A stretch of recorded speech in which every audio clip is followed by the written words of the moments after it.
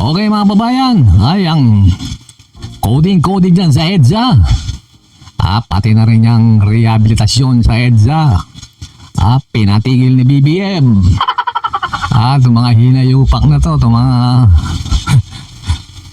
MMDA, tsaka yan TOTR, nag-eksperimento pa kayo, hindi pa pinipirman ni BBM yung mga appointment nyo. Puro kayo eksperimento. Naguguluhan yung mga tao sa inyo. Akala mo, gagawa sila ng ad event, yung coding po dyan, di ba? Gumawa sila, testingin ng Zambuan. Paglabas mo ng EDSA, tuloy pa rin yung dating coding. Ang gulo, di ba? Lalo lang nagugulo yung mga ating mga kababayan sa pinaggagawa ng mga hinayupak na to. Pati pinatigil na BBM. Mag-isip kayo ng ibang paraan. Alam nyo, sa dami ng sasakyan, sa volume ng sasakyan, ayan po ang pagtunan nyo ng pansin.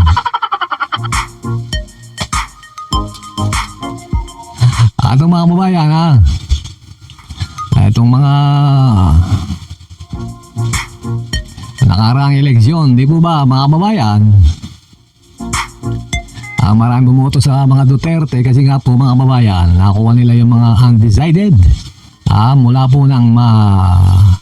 po nang ipadala itong mga alipores, itong mga bata ng BBM, yung dating Pangulong Duterte dyan sa dahig. Dapat yung pagsisipain na-retain pa yung mga hinayupak Kalakas-lakas ng alyansa, di po ba mga kababayan? Palagi nangunguna sa survey, nung pinadala po nila. Si Duterte sa dahig. Sabay bulusok ng rating nila. Pati na si BBM. Kasi nga po, yung maraming undecided, napunta po sa mga bata ni Duterte.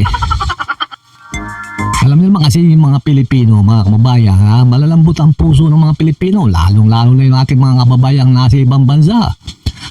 Wala pong... Siyempre, pag nalulungkot po yan, nanonood lang po sa mga balita rito sa Pilipinas.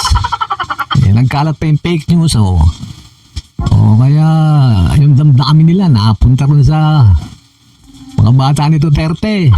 Nakita nyo, mga kababayan, nung nangungumpanya sila, may malungkot na background. Habang nagsasalita sila, tumutulo ang luha. Kuwang-kuwa nila yung damdamin ng ating mga kababayan. Kaya maraming bumoto. Kila Bongo, kay Senator Bato de la Rosa, nadamay pa si Marcoleta. Kung di napunta si Pangulong Duterte sa dahig, malamang, pang number 15 si Marcoleta or number 16 ba yan? Tsaka pinangako itong si Marcoleta, mga kabayan. Alam nyo si Marcoleta, nangungumpanya. Kasi nung una, yung gusto nito, pababayin yung kuryente. Nung di tumataas yung rating, gusto niya, malibre na yung kuryente, mga kababayan. Di ba sabi niya, 2,000 pababa, pagka gano'n yung electric bill mo, libre na. Mantakin mo mga kababayan, nung nanalo, may lumalabas nyo, magpapalabas yung mga bata nila sa social media na, what if? What if daw?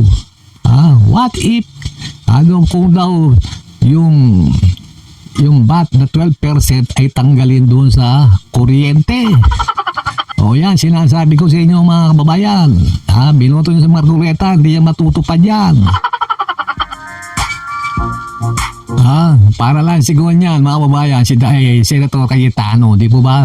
10,000 sa bawat pamilya. Di ba? Ang tagal-tagal bago mawala yung issue na yan.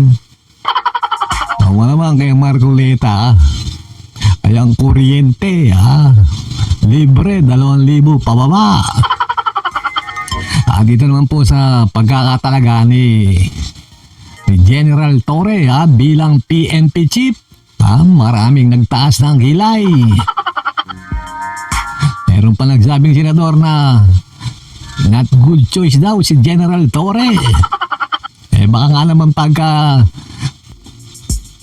naglabas ng warrant of arrest, pagka pinaparesto siya ng korte, baka si General Torre humuli sa kanya. Sigurado yung mga galit dito mga kababayan kay General Torre, yung mga corrupt, yung mga gumagawa ng mga kabalastugan dyan sa gobyerno. Nagtatrabaho lang naman si General Torre, sumusunod sa nakatataas yan. Tapos maraming DDS vloggers ang umaalpusta, sinisira reputasyon itong si General Torre. Ngayon, iyak kayo. Harangin daw sa Commission of Appointment, sabi ng mga DDS. Kahit na naman, paulit-ulit parang i-appoint ni BBM yan bilang PNP chief, mga hilayo pa kayo. Alam yung mga politiko na yan, di ba may mga sariling mga kanang kamay yan, mga sariling bodyguard. Ikaw ba naman, kukuha ka ng hindi mo pinagkakatiwalaan. Kung basta ko si General Torre, subok na. Dahil nag-iisa lang si General Torre na nakagumawa ng kasaysayan na umuli kay Pastor Kibuloy at umuli kay dating Pangulong Duterte. Kung sino ba yung mga kagawa niyan? Siyempre, takot sila.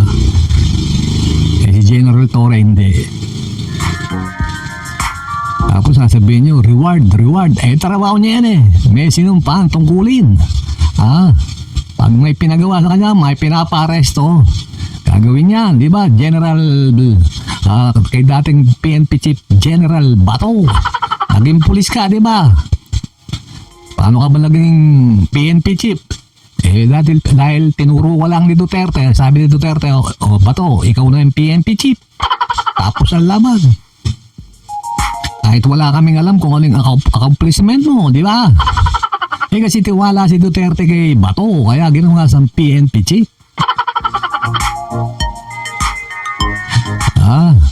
Tapos ano yung binabato nyo kay General Torre?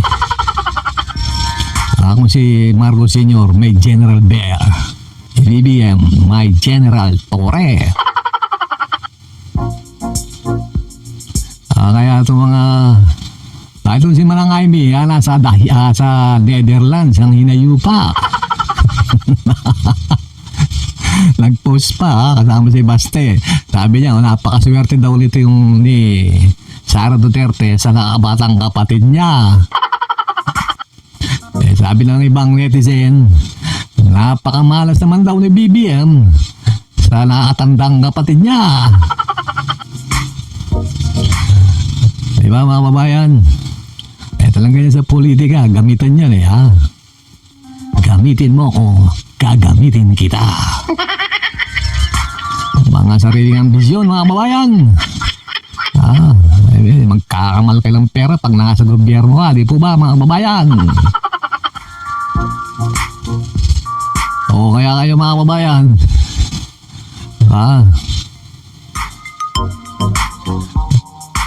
Isip-isip kayo. May mga DDS vloggers nga palaging banat kay Manang Amy sabi nga ng ibang DDS, bakit ba inaaway mo si Manang Amy DDS yan? Sabi ng vloggers, hindi naman duda raw siya sa ginagawa ni Amy Marcos. Baka ibig dyan sabihin, walang pampadulas, hindi binigyan pampadulas hindi nagmantika yung uso, talagang hindi ka ba bibigyan? Ilok ka na yan Kaya palaging banad niya kaya Manang Amy. Okay mga kabayan, ayan po sinuspindi na Pinatigil ni BBM yung mga gagawin ng MMDA tsaka ng DOTR. Odd even scheme pa kayong nalalaman na mga eksperimento na naman kayo. Nagugulo yung mga tao nung gagawin sa paglabas mo ng EDSA. Yung NCAP, Nakita nyo, kung di pa nilabas yung pinairal yung NCAP ngayon, hindi nyo malalaman kung gaano karami ang sasakyan at gaano karami ang motor, yung mga rider. Nakita nyo ang haba. Ang kailangan nyo, kontrolin nyo yung volume ng mga sasakyan, yung pagbibenta ng sasakyan, kung paano. Ayan ang isipin nyo. Marami nga nagrereklamo ng hanap buhay na mga rider. Dahil dyan sa NCAP, naapektuhan ang kanilang trabaho. Kasi ang dali lang sabihin sabi nila, umpisa niyang yung eksperimento nila, ang gawin doon ng may mga sakyan, ng parkingan, tapos sumakay na lang ng LRT o kaya mag-bus. Napakadaling sabihin para sa inyo, mga hinayo pa kayo. Kaya bumili ng sakyan para komportable kayo. Ayaw ng maraming tao, tapos pasasakay mo silang bus. Alibasa din naman yung ginagawa yan. Tsaka isipin pa yung nagbabayad ka pa ng parking, hirap pa humanap ng parking. Mga buwa ka ng inyo, mag-isip kayo ng iba para hindi kayo matanggal sa pwesto nyo. Okay mga kawayan, hanggang dito na naman po. Huwag niyo po kalimutang mag-subscribe para update po kayo sa mga gagawin nating mga talakayan dito po sa ating YouTube channel.